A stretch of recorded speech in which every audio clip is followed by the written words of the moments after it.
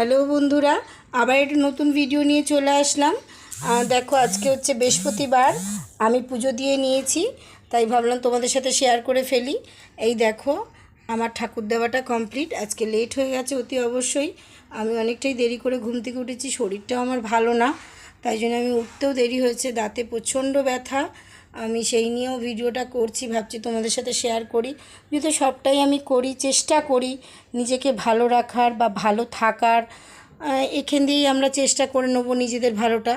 সংসার, স্বামী, বাচ্চা, ঠাকুর দেবতা সব নিয়েই এখানেই থাকবো আমরা।